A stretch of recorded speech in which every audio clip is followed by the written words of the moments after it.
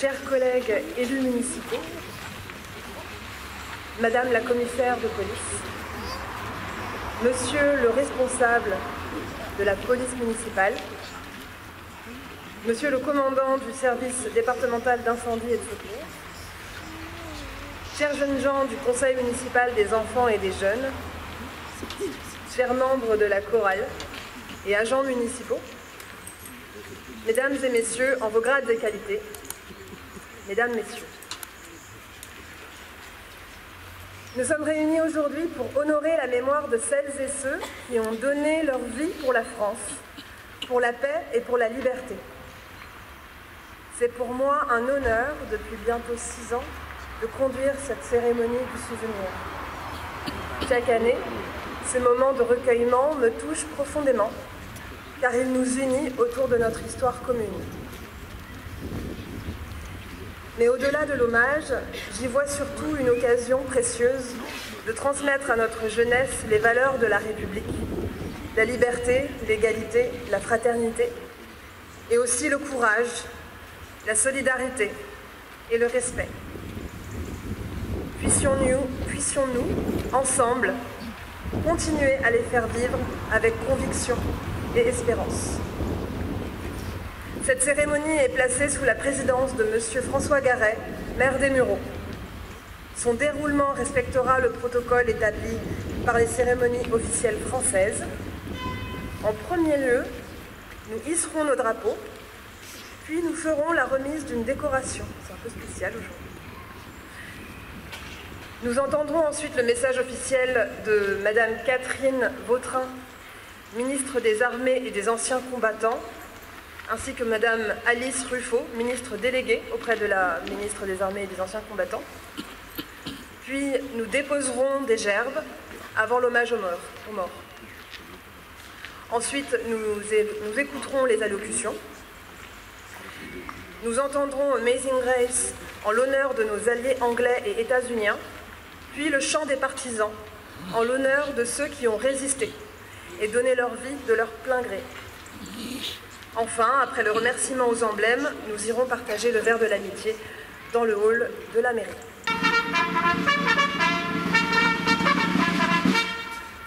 Attention pour les couleurs. Envoyez.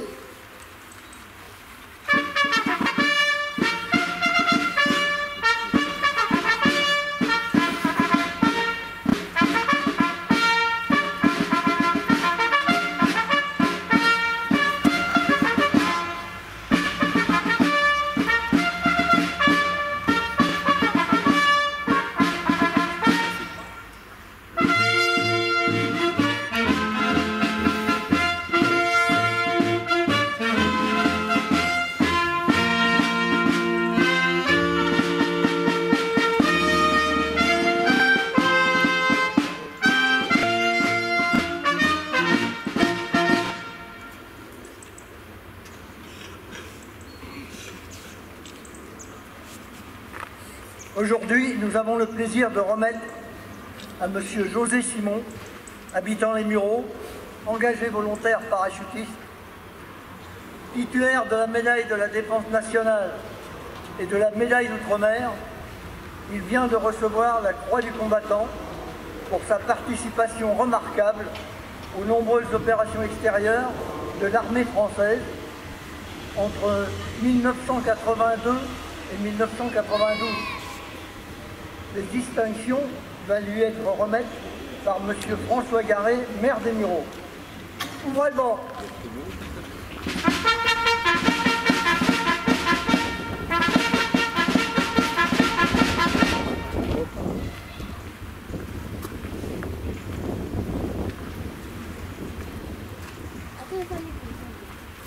José Simon, nom de la nation, remet la croix du combattant qui lui a été décernée par le ministre des Armées.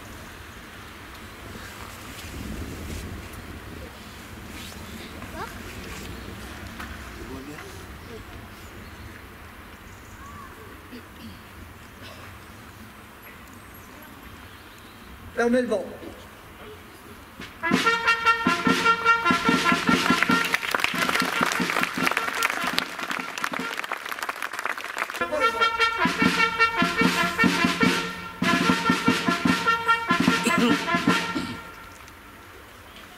Le 11 novembre, la France écoute battre son cœur. Elle se recueille devant les noms de ceux qui ont donné leur vie pour que nous vivions libres. Elle se rassemble pour commémorer la victoire et célébrer la paix. C'était il y a 107 ans. Au fracas des armes succédait le silence des plaines dévastées de Champagne, des vallées de la Meuse, des forêts d'Argonne. Ce silence portait le poids immense de ceux qui étaient morts durant 4 années, dans les grandes batailles, couchés dessus le sol ou ensevelis sous la boue. 1 400 000 soldats tombés au champ d'honneur, autant de familles meurtries. 4 millions de blessés et de mutilés. Et parmi ceux, apparemment indemnes, combien de nuits hantées par des terreurs sans fin. Chaque année, devant les monuments de nos communes, les générations se rejoignent. Unis dans cette mémoire, nous rendons visible l'idéal qui nous tient debout, le sens que nous avons donné à notre histoire, le projet collectif que nous poursuivons par-delà les tragédies. Construire un ordre tel que la liberté, la sécurité et la dignité de chacun y soient garantis, selon les mots du général de Gaulle en 1941. Ce projet porte un nom, la République. La République a donné à chaque soldat mort pour la France, aussi anonyme soit-il, d'être honoré à la place la plus élevée, celle qu'occupe la tombe du soldat inconnu, sous l'Arc de Triomphe. En lui s'incarne le sacrifice de tous les morts pour la France, d'hier et d'aujourd'hui, jusqu'à ceux qui, loin de chez eux, sont tombés en Indochine, en Algérie, dans les Balkans, en Afrique, en Afghanistan, au Levant. En lui se mêlent leurs visages venus de tout horizon, ceux des fusillés, marins bretons et des tirailleurs sénégalais, unis dans le même héroïsme à Dixmude. Ceux tombés à Verdun et sur les plages de Provence, ceux des francs-tireurs et partisans et des résistants du réseau Alliance. Ceux de ces combattants venus d'Afrique, du Pacifique, des Amériques et d'Asie, qui reposent désormais dans le sol de France, sous les croissants, les étoiles ou les croix des carrés militaires. Ceux des incorporés de force alsaciens et moselans, pris dans le drame intime de leur conscience. Ceux qui croyaient au ciel et ceux qui n'y croyaient pas. Sur ce soldat de tous les âges et de toutes les origines, la flamme du souvenir ne s'est jamais éteinte. Il y a 100 ans, en 1925, était organisé aux Invalides le premier atelier de confection de bleuets de France. Devenu le symbole de la solidarité avec le monde combattant, cette petite fleur qui poussait dans les tranchées témoigne de la force d'âme de la nation. Force d'âme qu'ont rappelé les commémorations du 80e anniversaire des débarquements, de la libération et de la victoire, dans une époque, la nôtre, où nous réapprenons que la guerre est possible. Assistant depuis l'ombre au péril qui pesait sur la survie même de la France, la philosophe Simone Veil offrait en 1942 une définition du patriotisme que chacun peut faire sienne. Le sentiment de tendresse poignante pour une chose belle, précieuse, fragile et périssable. Ce patriotisme demeure une nécessité vitale. Marc Bloch, l'homme des Lumières dans l'année des ombres, en incarna l'exemple. Son entrée au Panthéon le 16 juin prochain, décidée par le président de la République, rappelle que l'esprit de défaite est toujours un poison mortel.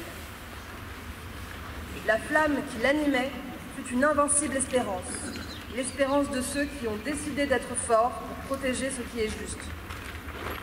Cette espérance, qui symbolisait déjà dans le ciel de Reims le 11 novembre 1918 les tours restées debout de la cathédrale martyre, le 8 juillet 1962 sous ces voûtes reconstruites, était scellée la réconciliation franco-allemande pour que l'Europe vive libre et en paix.